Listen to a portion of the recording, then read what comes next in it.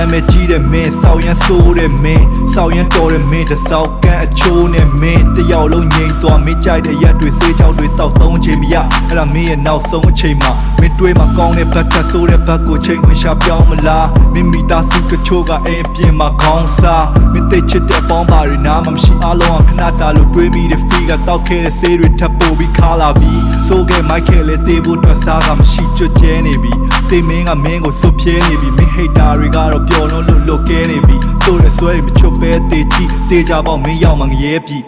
ရှင်တန်ခဲ့တဲ့နေ့တွေမှာတက်တန်းရဲ့လေးပုံတစ်ပုံကတွေးနေတာကြံတဲ့ချိန်ကပြေးနေတာအုံနောက်ရဲ့400ခိုင်နှုံးလောက်ကိုပဲစကေးတွေပြချိန်ကုန်တာမြန်နေလားနှင်းနေလားမေ့နေတာနေရတာကိုမေ့နေတာတေးရမှာကိုမေ့နေတာ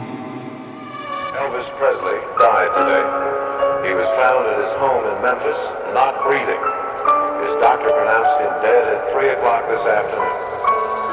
Controversial rapper and actor Tupac Shakur has died in a Las Vegas hospital of complications from several bullet wounds sustained Saturday night, September 7th.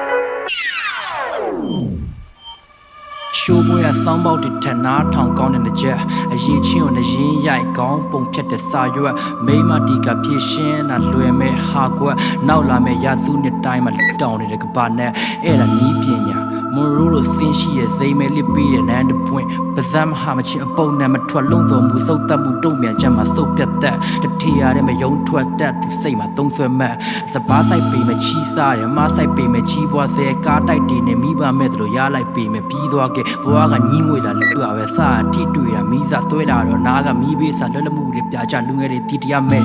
စင်ပီနေရွေးတော့ငါလည်းမတွေးဘူးရင်မဲ့ soft skin မရှိပဲ rap ဆိုနေရတာကျေးဇူးတင်အရင်ကနီးမဲ့တိတဲ့ပုံကိုယ်တွေကိုလေးပြင်ဆွေးနေတာငါပါဝင်လူတွေနီးပညာတက်လို့တေးရမှာမေ့နေတာ